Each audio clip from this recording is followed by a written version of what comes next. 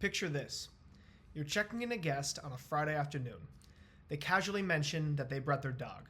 It's a cute golden retriever, super friendly, just a big softie, and they show you a picture. You smile, you say it's fine, and you go about your day. Then, on Sunday morning, you get a call from your local hospital. A guest was just admitted to the emergency room with a serious dog bite injury. 3 days later, you have a letter from an attorney. 6 weeks later, you wire $28,700 out of your own savings to make the lawsuit go away. And here's the part that makes this one stick with most hosts when they hear the story. 3 separate insurance policies and not one of them paid $1. This is what happened. I'm Cody with Threshold STR. We help short-term rental hosts identify coverage gaps before something goes wrong. This is another one in our incident report series. They're real but anonymized claims walked through from start to finish.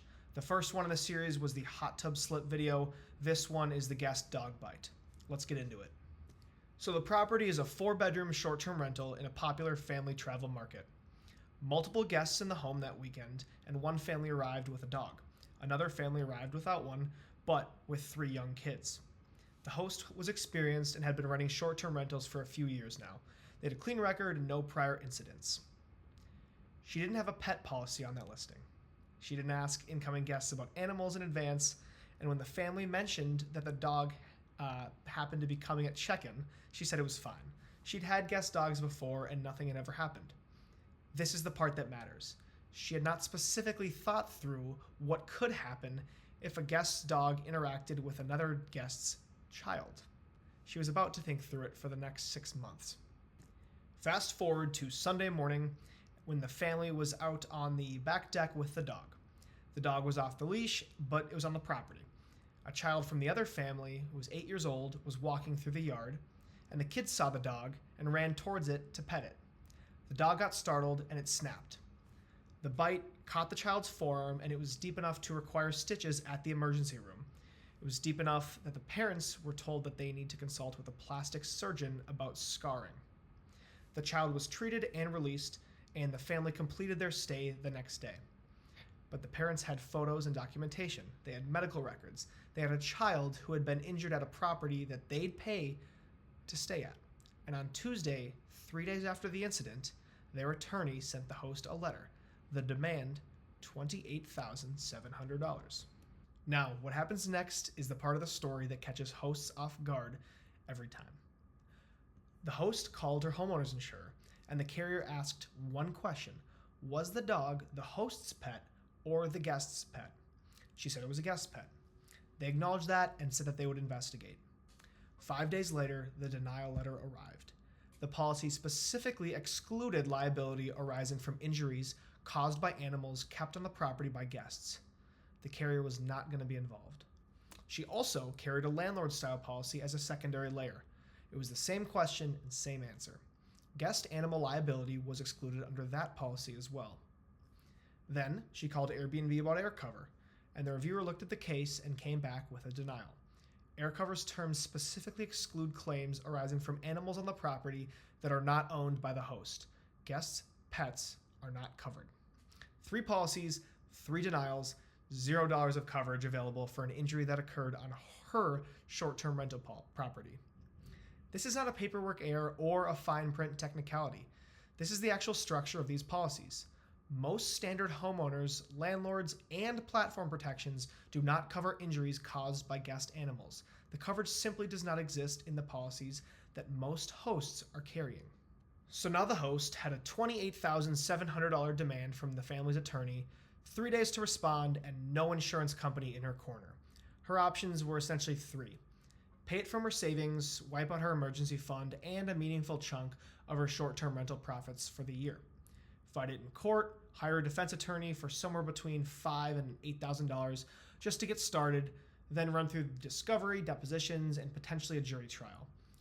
Total legal fees could have easily reached $25,000 to $40,000 before any verdict, and there was no guarantee that she would win. Or settle for less than they were asking, knowing the parent's attorney would likely pursue the difference in court and eventually put a lien against the property. She paid the $28,700 in full from savings and wired it that week. It was gone. Now here's what changes this entire story. A short-term rental policy that specifically covers guest animal liability would have responded to this claim. Not all STR rental policies include this coverage. Some do, some don't. The question is whether it's written into the policy language. If the host had been carrying that coverage, the carrier would have assigned a claims adjuster and a defense attorney within days. The settlement would have been paid from policy limits. The host's out-of-pocket exposure would have been her deductible, somewhere between $1,000 and $2,500. The annual premium difference for a policy that includes guest animal liability versus one that doesn't is usually somewhere between $50 and a couple $100 a year. A few $100 in an annual premium versus the $28,700 absorbed from a single incident. The math after the fact is really never close. Now, beyond the coverage question, there are operational decisions that would have shifted the outcome.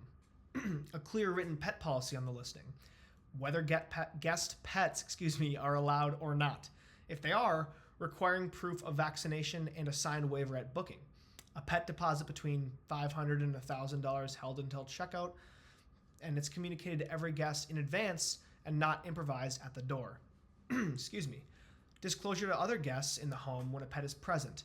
A simple line in the booking confirmation noting that other guests may have animals on the property and that interaction with guest pets is at the guest's own risk.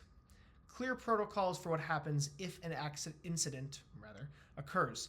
Medical attention, photo documentation, incident reporting, contact the insurance carrier immediately, and do not communicate directly with the injured party's family without counsel.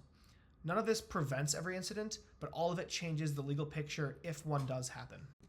Pet travel is growing every year.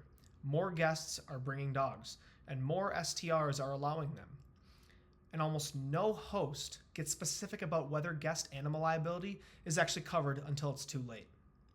If your listing allows guest pets, or even if it doesn't, but one guest brings it anyway, this is a coverage question worth getting answered in writing, not from the marketing page, from your policy documents, or from your agent in writing.